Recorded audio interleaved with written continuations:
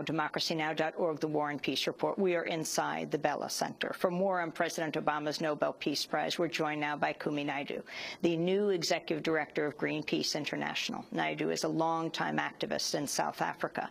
At the age of 14, he joined the anti-apartheid movement. In 1986, he was forced to go underground after he was arrested for violating the apartheid government's state of emergency regulations. After nearly a year underground, he moved out of South Africa, not to return until after the release from prison of Nelson Mandela in 1990. He later became one of the founders of the global call to action against poverty. As the new head of Greenpeace, Kumi Naidoo has not been shy about criticizing President Obama and his stance on climate change.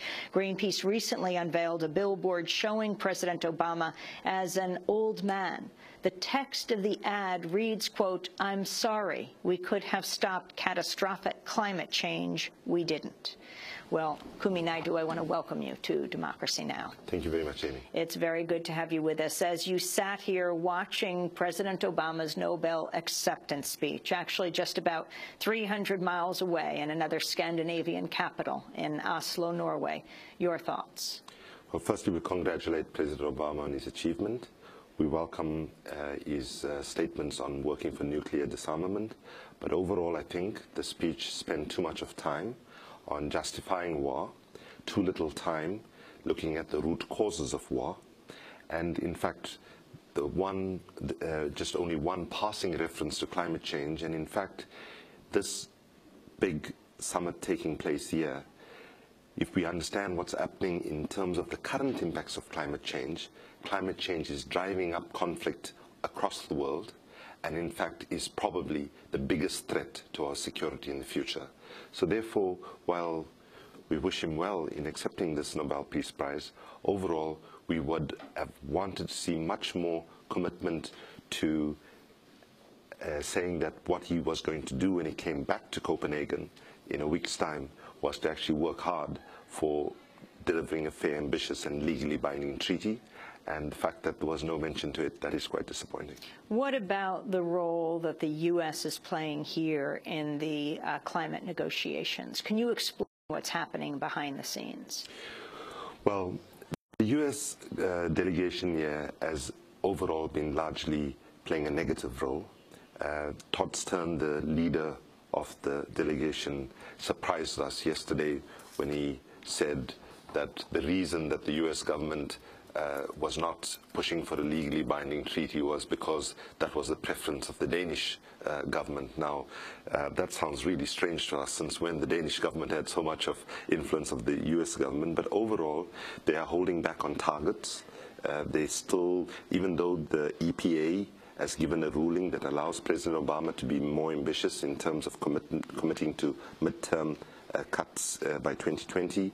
There's no substantial figures on the table, and also we know that one of the deal breakers there behind the negotiations is with the developing countries who have had virtually no responsibility in the climate catastrophe that we find ourselves in, are paying the biggest price, required the financial support to actually cope with it, and the US has not been generous in terms of money on the table either. On the issue of climate debt, I want to go to what the climate change envoy, Todd Stern, had to say about the demand for climate reparations at his news conference here on Wednesday.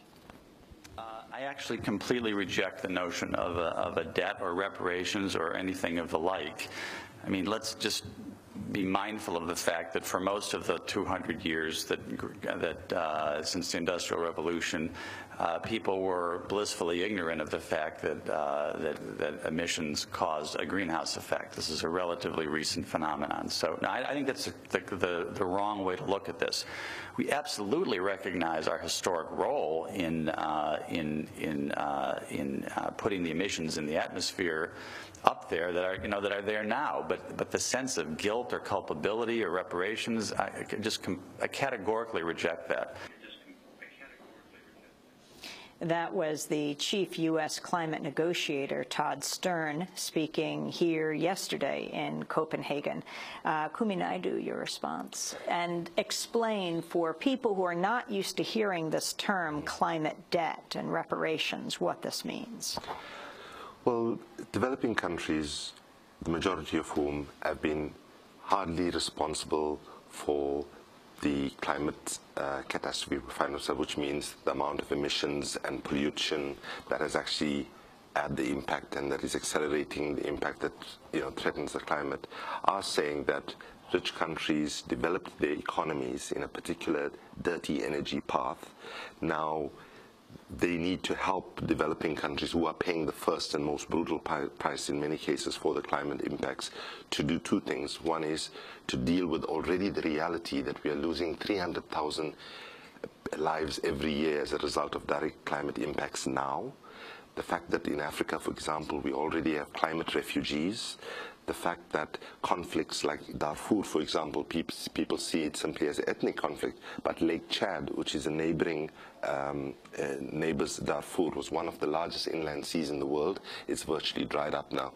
So given all of that, there is there's acceptance in the part of most of the developed world, which is reflected in the Kyoto Protocol already, that there has to be support for developing countries to actually recognize that they have not been culpable and they need support.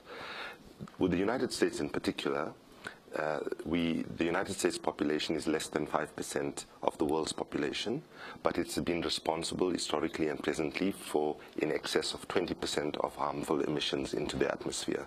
And when you look at it in that way, there is obviously a responsibility. I don't think President Obama actually denies that. Todd Stern might.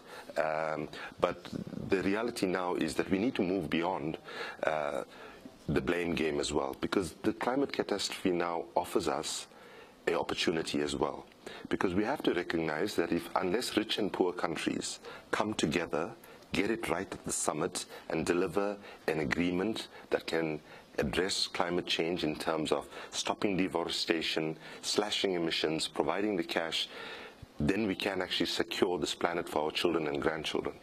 If we don't get it right, we all go down. It's not as if the rich countries can protect themselves and somehow get away with it. We either get this right as a global family or we sunk. And our disappointment with the stance of President Obama, while we understand the political difficulties he's had to deal with in the United States, is that he has not used his political capital with the American people in the way that he's used it on healthcare, which many progressive people like myself actually support, healthcare reform in the United States, of course.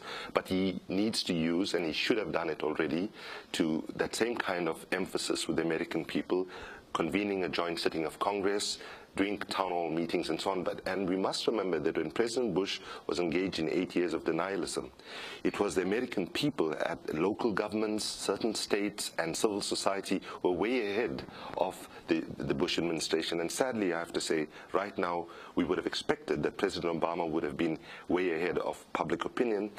And that does not actually appear to be the case, because still the majority, 54% of American people, according to recent surveys, want action on climate change. Kumi Naidoo, when we come back from break, I want to ask you about what some call the Obama effect. What is happening to progressives in the United States when, for example, President Obama is receiving the Nobel Peace Prize, as he's just announced a surge of war, an escalation of war in Afghanistan. And I want to talk to you about your own life experience as you fought for the liberation of South Africa and then took on the very government representing a party you supported for so many years, the African National Congress. Kumi Naidoo is our guest. He is head of one of the largest environmental organizations in the world. It's their first African leader. It's Greenpeace International. We'll be back in a moment. We are watching you. You know what to do. The number has been set. Pay your climate debt.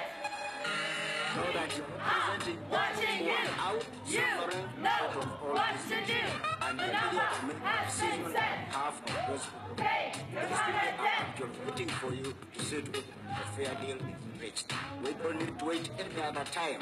The time is now. The 2 weeks are enough for us to sit to that. We have a fair deal. We are watching you. You know what to do.